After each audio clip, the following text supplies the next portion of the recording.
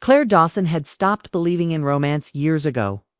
At 64, she had built a quiet, steady life for herself in a small coastal town in Oregon.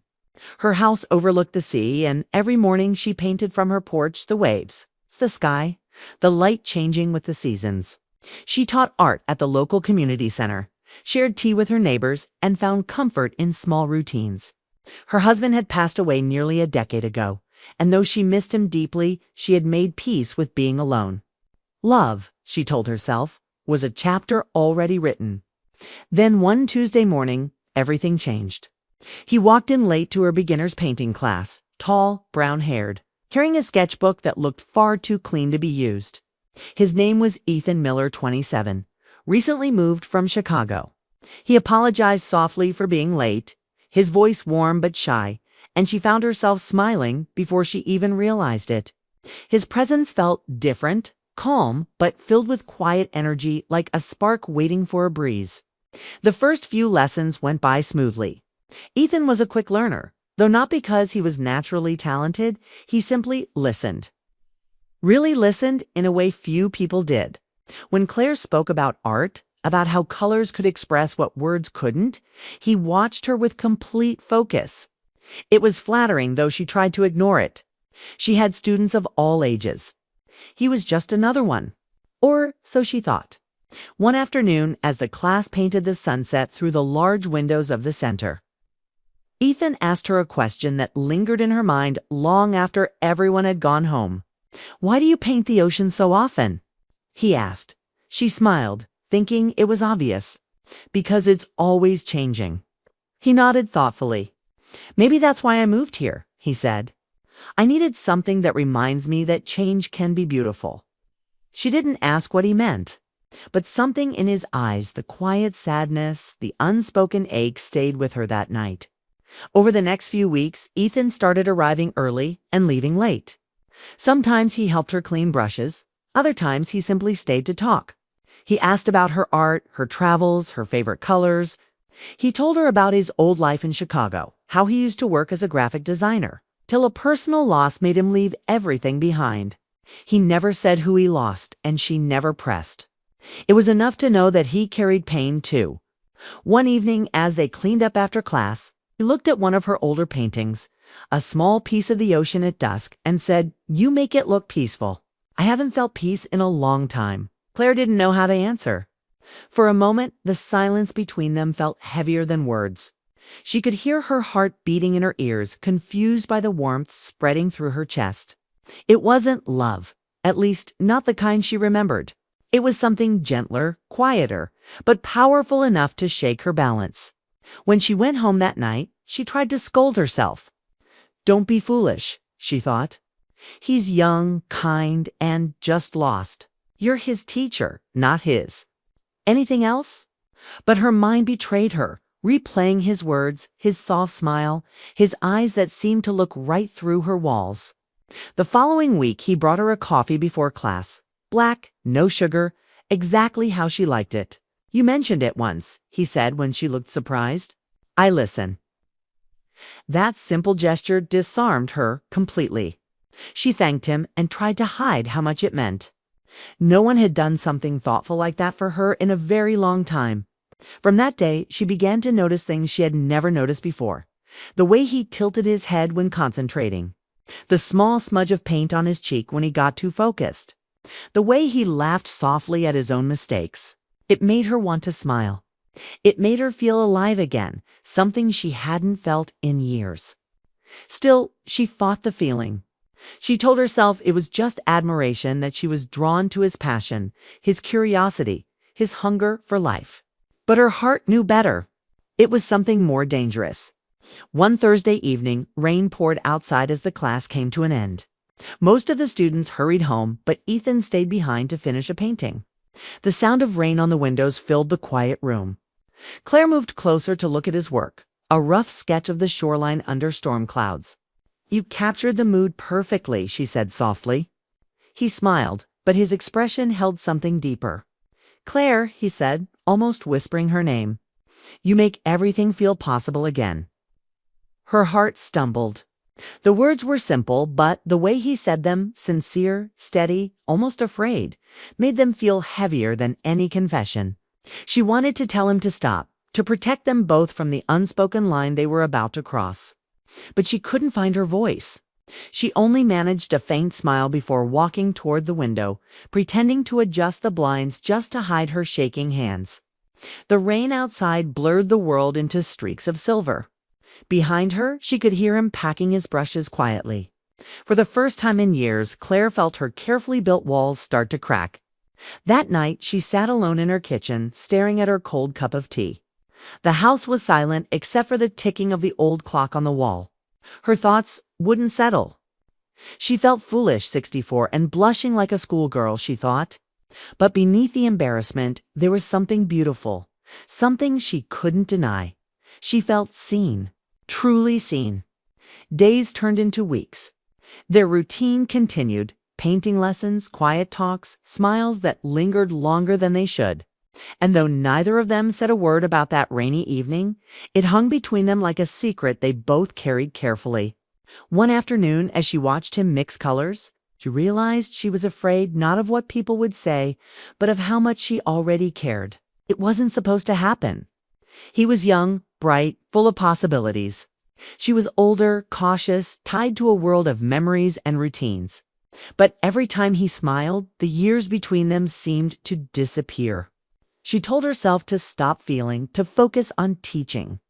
Yet each time he looked at her with those sincere eyes, she forgot the rules. She forgot everything except the warmth that spread in her chest and the quiet thought that maybe, just maybe, love didn't end with age. And when he said goodbye after class one evening, his hand brushed hers, a simple touch that sent a shiver down her spine, and for a moment neither of them moved. He smiled, almost as if he knew the battle she was fighting inside. "See you tomorrow, Claire," he said softly. She nodded, unable to speak. After he left, she stood alone in the empty classroom, staring at the spot where he had been. For years, she had convinced herself her story was over. But now, she wasn't so sure. Something had awakened, something dangerous, tender, and real.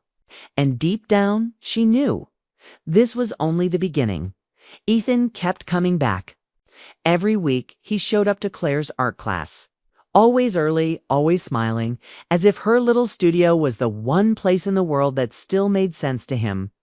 Claire tried to act normal, to stay professional, to keep her voice steady when she spoke to him.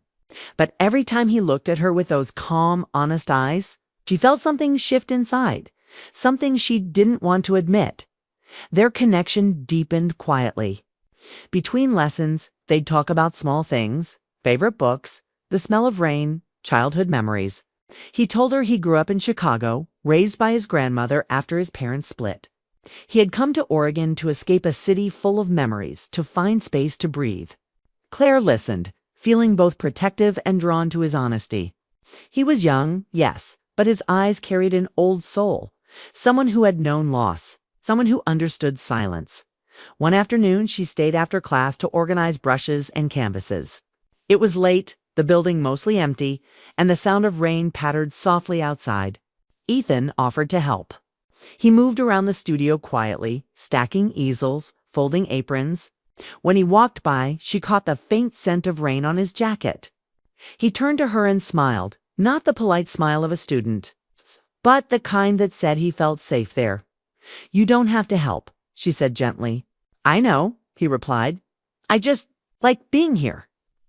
The words hung in the air. She didn't know how to respond, so she busied herself with the brushes. But when she looked up again, he was standing beside her, closer than before, watching her carefully. His voice softened. "You make this place feel alive, Claire." Her heart stumbled again.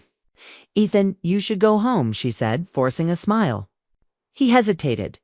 "Will, I just wanted to say thank you for helping me feel something again." When he finally left, she leaned against the wall, closing her eyes. She couldn't deny the truth anymore. She cared about him. It wasn't just admiration or friendship. It was deeper, more dangerous, and more beautiful than she could explain. The next morning, Claire walked along the beach near her house. The sky was gray, the sea restless, She thought about him, about his quiet strength, his kindness, the way he listened. She told herself it was impossible, foolish even. She was 6, he was 27. It would never work. And yet her heart didn't care about logic. Her heart simply missed him. When the next class came, Ethan arrived with a small bouquet of wildflowers. "For you," he said simply. She stared, speechless. "Ethan, that's not appropriate." He grinned softly. "They're just flowers. You said you love colors. So I brought you some." Her cheeks warmed and she sighed. "You shouldn't be so kind to me." "Maybe kindness is what you deserve," he replied. The other students noticed how close they had become. When Ethan asked for her help, they exchanged knowing looks. Claire ignored it, focusing on teaching. But she could feel their whispers like a weight in the room. It made her more careful, more distant. Yet Ethan didn't seem bothered. He stayed after class anyway, talking to her, sharing small stories that made her laugh for the first time in years. One evening, the power flickered during a storm. The lights went out and only the dim glow from the window lit the room. Claire laughed nervously. "I guess that's our cue to stop." Ethan smiled. "Maybe it's a sign to slow down." They stood there, close enough to hear each other's breath. The sound of rain filled the silence. Claire looked at him, really looked. He wasn't a boy. He was a man who had lived, who had lost, who had come searching for something real, and somehow, impossibly, he had found her. She stepped back, heart pounding. "Ethan, whatever this is, can't happen." It looked hurt. "Why not?" "Because I'm old enough to be your mother," she said, her voice trembling. "People will judge. They'll think it's wrong." He paused, then said softly, "Do you care what they think?" She didn't answer. He smiled faintly and picked up his bag. "For what it's worth, I don't."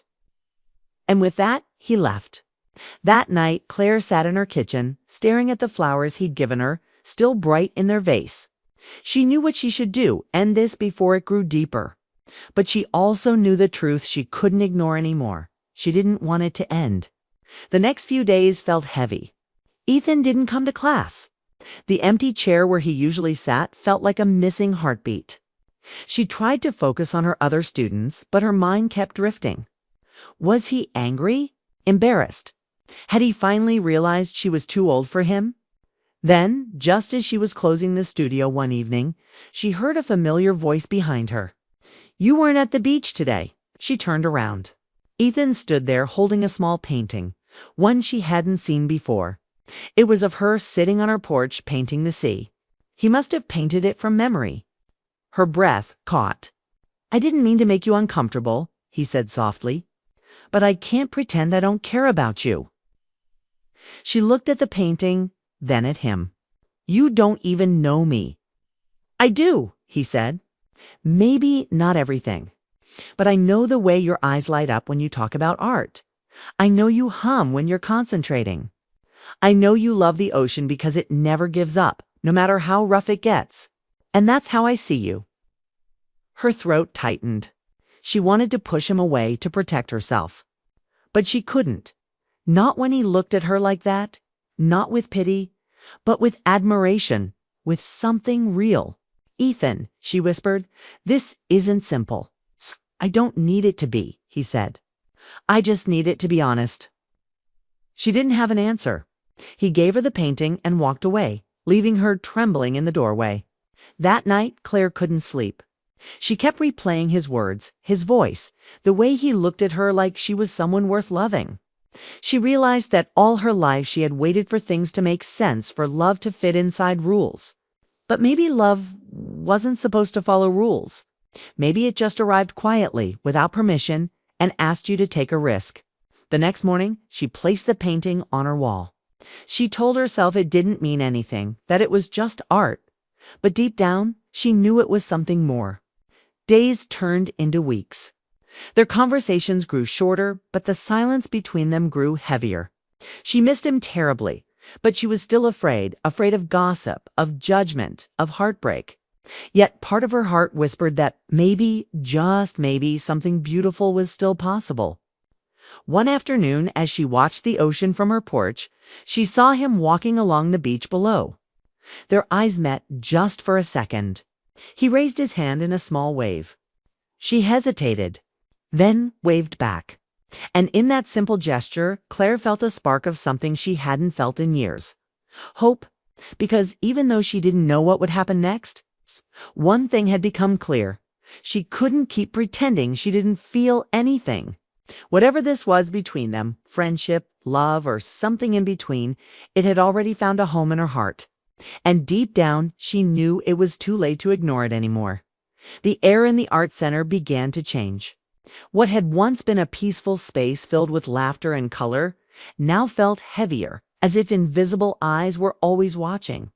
It started with whispers. Two women in Claire's advanced class had seen her and Ethan walking along the beach. Then another student mentioned seeing him stay late after class. Soon the rumors took shape. Quiet, cutting, and cruel.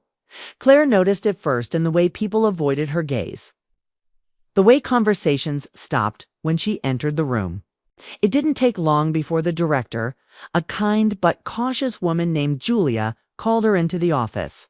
"Claire," she began carefully, "there's been some talk about you and a student. Ethan, right?" Claire felt her stomach drop. "We're not doing anything wrong," she said quickly. He's been going through a difficult time. I've been helping him." Julia sighed. "I understand, truly. But perception matters. You've been teaching here for years. You don't want your reputation questioned. Be careful." That night, Claire sat on her porch, watching the waves crash against the rocks. The warning echoed in her head. She knew Julia wasn't wrong. People rarely understood that two souls could connect without anything inappropriate happening. But she also knew that what she felt for Ethan wasn't something she could simply turn off. The next day, she decided to end it before it went any further. When Ethan arrived, carrying a sketchbook and his usual warm smile, she couldn't meet his eyes. "Ethan," she said, her voice quiet but firm, "we need to talk." He looked concerned. "What's wrong?" "This," she said, gesturing between them. "You and me spending so much time together. People are talking." He frowned. "Talking about what?" "You know what?" she said softly. "They think it's more than it is. And is it?" he asked, his voice steady but filled with emotion. Claire froze. For a moment, she couldn't breathe. Finally, she whispered, "It can't be. Why not?" He asked, stepping closer. "Because I'm younger. Because people might not understand. Because they'll destroy you," she said. "Your career, your name, you'll always be the boy who fell for his teacher. You deserve better than that." Ethan's jaw tightened. "Maybe what I deserve is the truth. Do you care about me, Claire?" The room felt too small, too quiet. She wanted to lie to protect him, but her heart wouldn't let her. "I do," she whispered, "but that's exactly why I have to let you go." He looked away, his eyes shining with something between anger and heartbreak. "So you care, but you'd rather let fear make your choices." She didn't answer. She couldn't, when he turned and walked out. The sound of the door closing behind him felt like the final brushstroke on a painting she hadn't wanted to finish. For the next few days, the studio felt emptier than ever. His chair stayed vacant, his easel untouched. Claire tried to focus on her students, but her hands shook when she painted. She missed the sound of his laughter, the quiet strength he brought into the room. Every time she passed the beach, she found herself scanning the shoreline, hoping to see him walking there. One evening, as she was locking up, Julia stopped by. "You've been quiet lately," she said gently. "Are you all right?" Claire forced a smile. "I'm fine." But she wasn't. That night she sat by her window, the rain tapping softly against the glass. Her heart felt torn between logic and longing, between what was right and what felt real. She had spent so many years alone convincing herself love belonged only to the young. Yet with Ethan, she had felt something pure, something honest. Was it wrong simply because of their ages? Or because the world decided it should be? She didn't have an answer. Days turned into weeks. Then one stormy evening, just as she was about to close the center, she heard footsteps outside. When she opened the door, Ethan stood there, drenched from the rain, breathing hard. His eyes met hers, full of pain and defiance. "I can't do this anymore," he said. "Pretending I don't care. Ethan, please." "No," he said, stepping closer. "I'll walk away if you tell me you truly don't want me in your life. But if you're just scared, I need to hear it." She froze. His voice trembled, but his eyes were steady. He wasn't demanding, he was asking, giving her the choice. "I'm terrified," she whispered, "of what people will say, of losing everything I've built." He nodded. "I get that. But love doesn't always fit the rules. Sometimes it's just two people finding each other at the wrong time and choosing anyway." Her tears finally fell. For a long moment, neither of them spoke. The rain poured harder outside, echoing the storm between them. She wanted to believe him, to believe that love could still belong to her. That age didn't matter. But she also knew how cruel the world could be. "You don't understand," she said quietly. "People see what they want to see. They'll think I took advantage of you. They'll think what they want," he said. "But I know the truth. You saved me. You reminded me that life can still be beautiful. Isn't that worth fighting for?" His words cut through her fear like sunlight breaking through clouds. He wasn't naive. He wasn't chasing a fantasy. He simply cared deeply, sincerely, without shame. "I don't know how to do this," she whispered. "Then let's figure it out together," he said. She hesitated, then reached out and touched his hand. It was warm despite the rain. The simple contact sent a wave of emotion through her. Not lust, not guilt, just comfort. The kind that came from knowing someone truly saw her. For a long moment, they stood in silence, the world outside fading into the sound of the storm. Then she took a deep breath. "If we do this, we have to be careful. We move slow. We don't owe anyone an explanation." He smiled faintly. "That's all I've been asking for." They stayed there for a while, watching the rain together through the window. When he finally left, the storm had eased. The sky was clearing, soft streaks of light breaking through. That night, Claire lay awake, her mind racing. For the first time, she allowed herself to imagine a future that wasn't dictated by fear. A future where love wasn't something to hide. Maybe the world would never understand, but she was done living by its rules. Over the next few weeks, she and Ethan began to see each other again, quietly, carefully. They didn't need grand gestures or declarations. A shared walk by the sea, a conversation over coffee, a laugh that filled the silence. It was enough. Yet even as joy returned to her life, Claire knew this love would never be simple. There would always be eyes watching, words whispered behind her back, moments of doubt. But standing beside him, she also knew something else. She wasn't alone anymore. And when he took her hand one evening, his fingers intertwining gently with hers, she realized the truth she had been running from. Fear may have built the walls around her heart, but love, quiet, patient, and unexpected, was the one thing strong enough to tear them down. The storm had passed, but in its wake something new was blooming, fragile yet brave.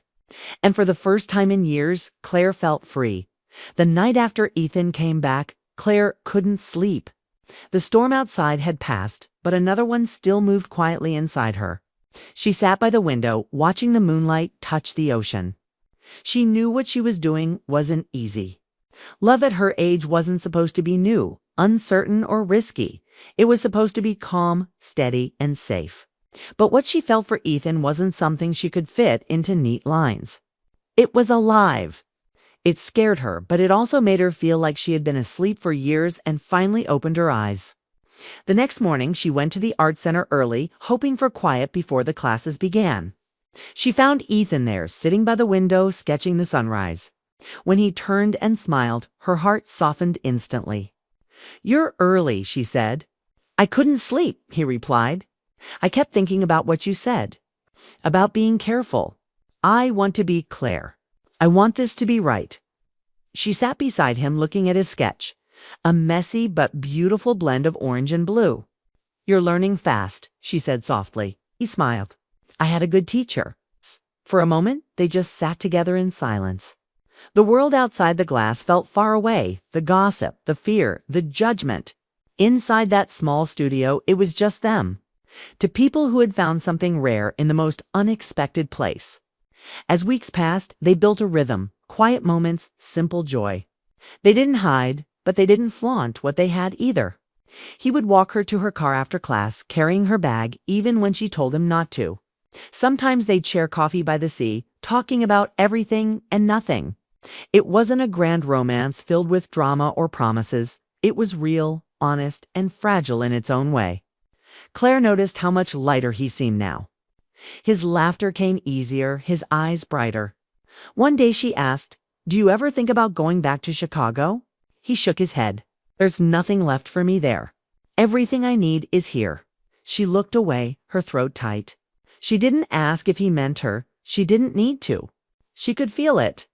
But even as happiness crept back into her life, part of her remained cautious. She was older. She had seen how quickly life could change. Sometimes at night, she caught herself staring in the mirror, seeing the fine lines and gray hair, wondering if he'd someday wake up and realize she wasn't enough. But each time that fear grew too loud. Ethan would do something simple, hold her hand, bring her favorite flowers, paint beside her, and she'd remember that love wasn't about perfection, it was about presence. One Saturday afternoon, they decided to take a small trip along the Oregon coast. The day was cool, the wind gentle. They walked barefoot by the shore, their footprints following the tide. Ethan carried his camera, stopping often to take pictures of the sea and her smile. "You're going to run out of space," she teased. "Then I'll buy more memory cards," he said with a grin. "Some things are worth keeping." As the sun began to set, they sat on a rock overlooking the waves.